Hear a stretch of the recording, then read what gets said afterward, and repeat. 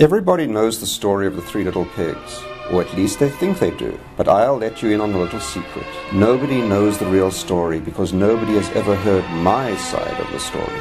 I'm the wolf, Alexander T. Wolf. The real story is about a sneeze and a cup of sugar. This is the real story.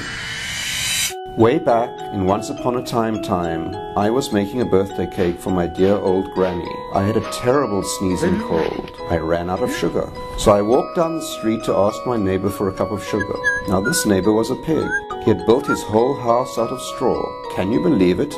So of course the minute I knocked on the door, it fell right in. I didn't want to just walk into someone else's house, so I called, little pig, are you in?" No answer. I was just about to go home without the cup of sugar for my dear old granny's birthday cake. That's when my nose started to itch. Well, I huffed, and I snuffed, and I sneezed a great sneeze.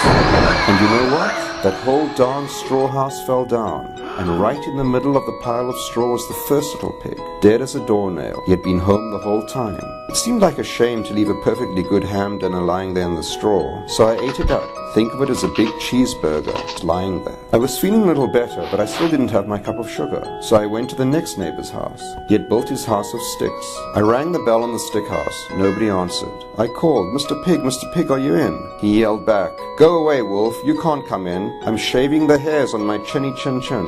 I had just grabbed the doorknob when I felt another sneeze coming on. I huffed and I snuffed and I tried to cover my mouth, but I sneezed a great sneeze. You're not going to believe it, but this guy's house fell down just like his brother's. When the dust cleared, there was a second little pig, dead as a doornail.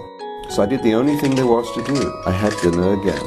Think of it as a second helper. I was getting awfully full, but my cold was feeling a little better, and I still didn't have that cup of sugar from my dear old granny's birthday cake. So I went to the next house. He had built his house of bricks. I knocked on the brick house. No answer. I called, Mr. Pig, are you in?" And you know what that rude little porker answered? "Get out of here, Wolf. Don't bother me again."